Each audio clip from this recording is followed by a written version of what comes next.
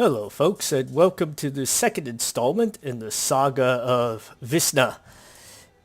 Before, in the last episode, I'm sure, well, maybe if you didn't watch the last episode, you wouldn't remember, but if you did watch the last episode, you'll know that Wisna just finished having her father's funeral feast last night. It was actually a rather eventful night for the young woman, because not only did she have her father's funeral and the attending feast, she also had to defend her life from a series of 4 drunk farm boys, and then defend her position as Thane from her cousin, who is now part of her party. So, all's well that ends well, and we managed to defeat the farmer's sons, and in addition, we picked up our cousin and we earned his, hopefully, undying loyalty. So, we just got back from fighting a duel on the island to determine who would be the Thane of this town, which I won, and so now we're going to go out and wrap up some unfinished business with the farmer. After all, we can't really we can't really consider ourselves to be a Thane if our subjects are sending their drunken sons to go and break up our family events, especially funerals. That's just rude, really. So, this is the campaign map, or the map that you could, the movement map on which you'll move around Denmark and later Britain. So right now we are here in Skjern, which is our homestead. And we are going to head out here to Erlingr's farm. It's a short 2-hour walk through the lovely snow-covered woods. And on this screen here, you'll see you get to decide which one of your herdmen will go with you. You can have a maximum of 5. That doesn't change throughout the game. But right now, eventually you'll have 10 members to your herd. But for now, you're only going to have these 3 that you start with. So, without further ado, we're on to Erlingr's farm. Hopefully we can get him to leave our clan peacefully, and we won't have to shed any more blood. I've decided that Wisna is a level-headed young woman who wants to rule her clan peacefully. So we've arrived at his farm, and we stop out horses on the outskirts of his farmstead. Smoke rises lazily from the roof of the largest building. Thralls are going about their business in the field. So far, it looks like nobody has noticed your arrival. By the way, for those of you who do not know, thralls are basically slaves. Sigrid and the smith are waiting for you at the waymarker. Sigrid greets us. And the smith tells us we're here to back you up on account that you spared Erlingr's boys back there. Mercy is dangerous. We want to make sure they don't try anything again. Of course, this is the Viking world, so I suppose that maybe mercy might not have been the best path forward. And so I'm going to say, good, he'll be less likely to object to my decision while everyone is here. A surprise attack kettle tells me a surprise attack would give us a strong advantage. We might circle around to the back and set the house on fire. And Nephew says a sound plan, but I would hate to bring such a death to Erlingr. He might be a bitter old bastard, but he deserves a chance to die with honor. Now I'm going to tell him, we'll let him know we're here. He gets a chance to defend himself. After all, I am an honorable Thane. Let's follow this road right on up. You can see an old man stands in front of his farmhouse. You know him, but not well. His family has always stuck to the outskirts, never happy to call your father their Thane. In his youth, he built this house by himself. Now he is gray of hair, and his skin is lined with wrinkles, yet he still stands proud as the patriarch of his homestead. He begins to speak and immediately breaks into a fit of deep, throaty coughs. When he recovers, his voice is a rasp with an undertone of fear. And Erlingr says, my sons were fools to attack you and cowards to do so during the feast. Thank you for allowing my line to continue. And I am going to tell him, I cannot suffer your presence after this. You are hereby exiled from the clan. Leave by dawn tomorrow, or you will be executed. Erlingr says, you cast me out of my own house. I built this farm myself with my own 2 hands. Well, while you were building your farm, you probably should have taken a little bit of time off and taught your son some manners. Maybe a little lesson in loyalty. That might have gone a long way. And Nefria says, don't reject this judgment, you fool. Don't you see that this is a mercy in light of what you've done? And Erlingr spits and says, and who will take ownership of my farm? You, Nefria? I would rather die than see this farm wither in someone else's hands.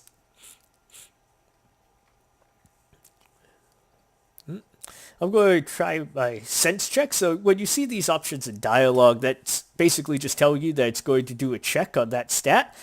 I'm not holding out a whole lot of hope because this is a very hard check, and my sense is bottomed down at 1. So basically, I'm sort of a quasi-attractive Nordic female meathead. So I'm going to tell him to calm yourself, Erlingr. Don't try to pretend you haven't gotten yourself into this mess. And of course, I failed. So I tried to walk Erlingr through what kind of mess his family has gotten itself into, but his demeanor only grows more grim with every word. Far from convincing him of the justice of his exile, by the end of your argument he has taken several steps away from you. His arms are crossed and his frown is so deep his eyebrows appear to have merged. And he says, I stand by what I said. Death over exile. So with that, we begin combat. So, do have a couple of options here. I think what I'm actually going to do is I'm going to move forward. Now I'm going to brace, or I'm sorry, not brace, I'm going to defend. Defending, basically my shield becomes impervious to damage, so what I'm hoping is that I'll basically draw the aggro with these 3 here and kind of keep them off the rest of my party. Because remember, I do have that very high block chance. I'm actually going to send the Smith after Otter. You remember Otter Erlingsson from last night? He's the one who kind of was the ringleader when the brothers came to break up my father's feast. So definitely kind of would like for him to die first. And down he goes. Which leaves me with Sigrid. And here I'm going... Unfortunately, she has terrible accuracy. So what I'm actually going to do is I am going to put her first shot onto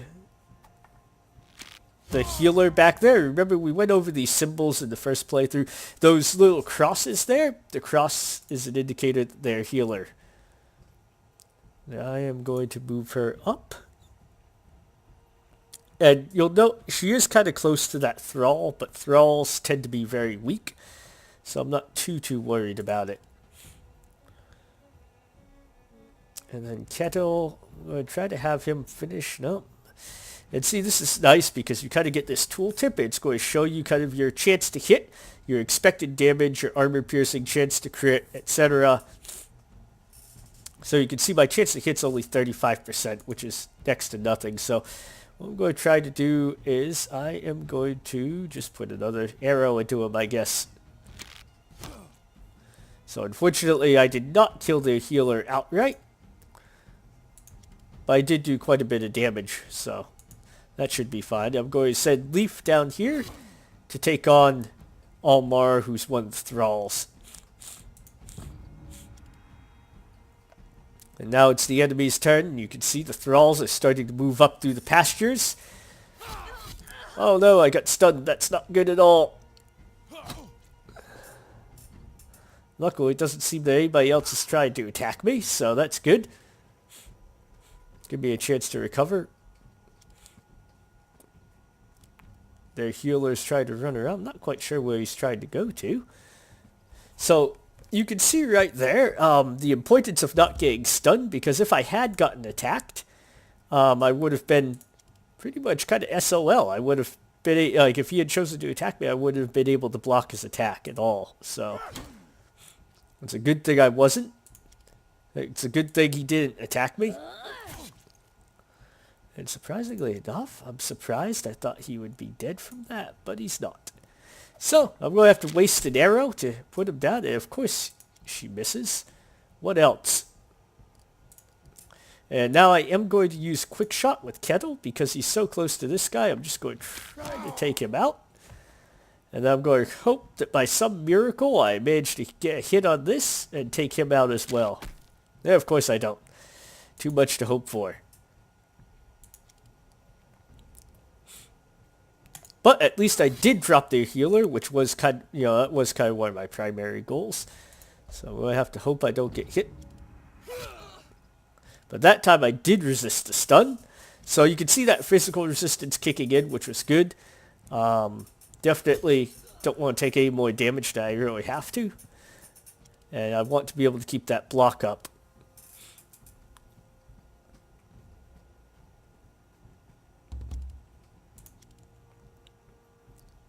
So now this is going to be a little bit more difficult because, the thralls have kind of all come out now. And so that's going to make things a little more difficult. I'm going to gamble with quick shot here. Of course it's not going to pay off for me. Well, that time that did though.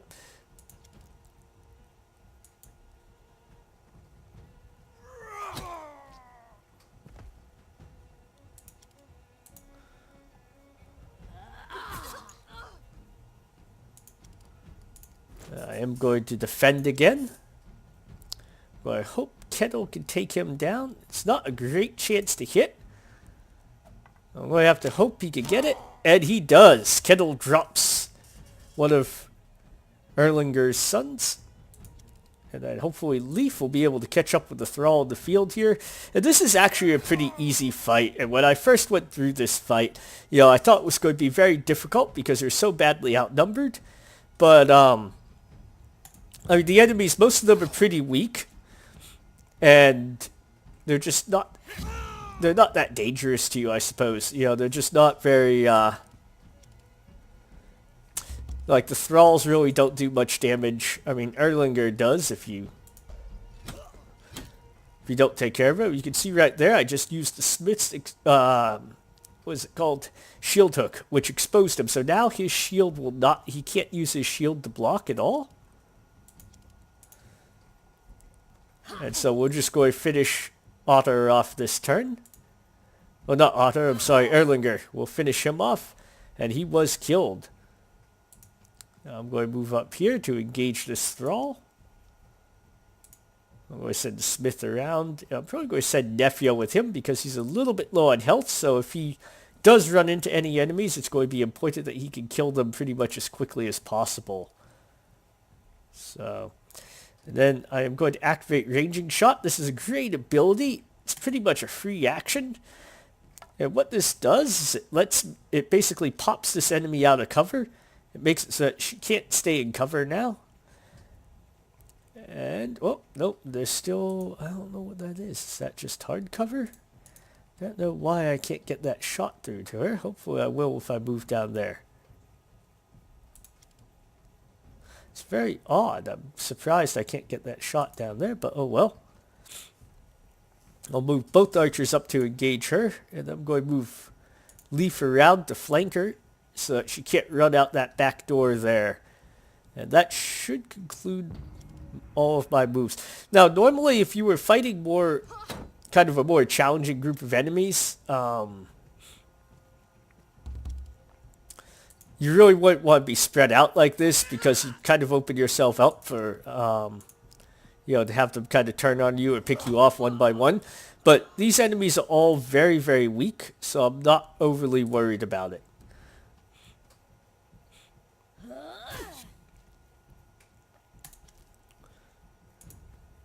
And, they just, basically all I have left now are Thralls, and they can't really do any damage to me, so... I'm fairly safe. Oh, and there you go. So you do have these patches of ice here. I kind of thought Kettle would be able to avoid that, but I was wrong. So he is down. He is basically knocked down now. Why can I not hit her? There's no good reason that I should be able to hit her. That's very odd. It's a little bit irritating, actually. You hope to best me? Pathetic. sometimes like I don't entirely understand all the different things with ranged combat in this game, so I'm not sure exactly. I don't know. I don't really get why I can't hit her, for example. Well, now I can.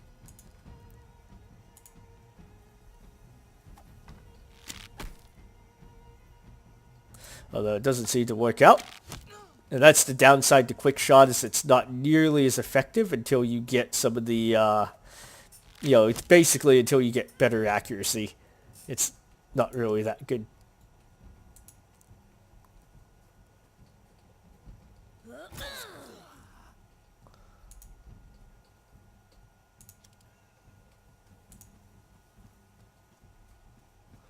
We'll go and box this last thrall in. I kind of wish there was a way that you could get them to surrender, because it's a pity that you have to kill them. I could use more thralls in my settlement, actually. Like, that would be an outstanding option. You could just take their thralls over and take them back to your settlement. So that concludes the battle with Erlingr and his family. We've basically finished them all off. The fight is over, and the silence is deafening. Kettle is staring at Erlingr's corpse. He says, "Stubborn old fool." You know, I'm going to say, I wish things had turned out differently. And I do, because if you'll remember from the last episode, this house is actually, or this clan is actually very low on fighting men. And we just killed a whole, I think, three men who could have borne arms for the clan. So it's unfortunate. And Nephi says once his sons attacked, his fate was sealed. To let such an offense slide would have been the end of the clan. And Leaf says his sons were imbeciles, but I looked up to Erlingr once. At least he deserves our respect in death. And his wife walks up to you, back straight, and looks you straight in the eyes. You can tell she's been crying, but her voice is strong. And she says, "You got your justice. What shall become of the girls and I?" And I'm going to say you may stay. The farm still belongs to your family, what remains of it. And she says that you are not entirely without mercy. Thank you. And Kendall, for once, agrees with me. He says that was the right decision. Are we ready to head home then? Now, actually, I'm going to say no. I want to look around before we leave. And this is where you come in, just like almost every other game you play. You want to take every opportunity you can to loot corpses, loot barrels, loot boxes, because you never know what you're going to find. Sometimes, you might actually find valuable items or semi-valuable items. This early in the game, you're not going to find great equipment. But, of course, my herd is all on top of... Did I already loot it? I guess I must have already looted it. Just double checking. But every now and then, you're going to find some pretty good items out there. And you don't want to miss it just because you didn't want to take the time to loot. Basically, looting time is free. So, definitely something you want to keep in mind. And basically, you're just running around. Most of these items are things, I believe, most of these are things you're going to use to craft armor, weapons, traps, that sort of thing. So you want, basically, because you're going to be, you can use, like the dropped items, or the items that you find in the world, but at the same time, it's going to be hard to keep pace, and make sure your party is all outfitted in updated weapons. And for that reason, you're going to want to be able to craft. And in order to craft, you're going to need to have the materials on hand or buy the materials. And me personally, I just rather spend my resources on, building up my settlement as opposed to having to spend my resources on crafting. And if you find those little stone cairns, make sure you click on them and knock them over, because they do give you a skill point. The old farmhouse of Erlingr's family has been allowed to fall completely into ruin since they moved into the new one.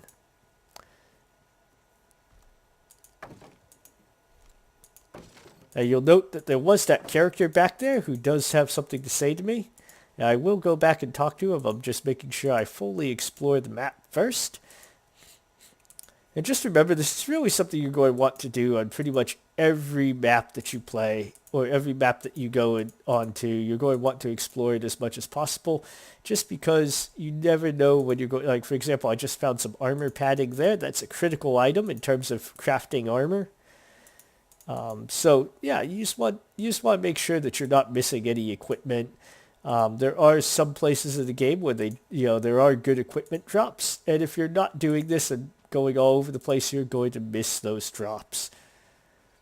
If you miss some of those drops, you're going to be significantly less powerful than you could be otherwise, or you'll just be expending a lot of resources on crafting gear that you probably didn't have to craft because you probably could have gotten a drop that was just as good or better.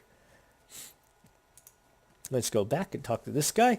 A solitary thrall is chopping firewood on the outskirts of the farm. Hearing your approach, he puts down the axe and wipes the sweat from his brow. He says, "Did you come from the farm? What's all the ruckus?" "Wait, you're the Thane." I'm going to tell him, "That's right. That fight was about the old man's sons, wasn't it? I knew this would happen as soon as I heard what they did." I'm going to say, "You didn't come to your master's aid. And the thrall tells me he got himself into that fight. He could get himself out of it for all I care." "Yes. Say, what did you do to him?" I'm going to say, "Erlingr was killed. You belong to me now." And so the thrall says, "Fair enough. One master is as good as another, as far as I'm concerned. Listen, seeing as how your business here is concluded, I propose a trade." I'm going kind of loud. Well, actually, I'm going to say I'm listening. He's going to say, "I used to be an outlaw. My band and I ambushed farmers and merchants in the forest south of here. Before I was caught and enthralled, I hid my most valuable possessions. Among the stash was the claw of a bear, which once belonged to my wife.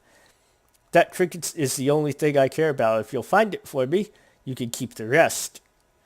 That's intriguing. I'm going to say, "Where is the stash?" He says, "It's down a well next to an old ruined ruined house in your forest, tied to a rope and weighed down with rocks. It's mostly silver jewelry and my old sword. You can keep all that. Just bring me that claw, I beg you." So that's a nice little side quest we picked up there. And if it will give us a new old sword and maybe some valuables or some other salvage, I am all for it. The more materials you can get in this game, and really in any role-playing game, the better off you are. And so now we return to our settlement. It's 3 days later, but I'm awakened at night, or the early morning, I guess, to the sound of running feet and panicked shouting. Someone pounds on your door so rapidly and so furiously you can hear the hinges creak. And the smith is there.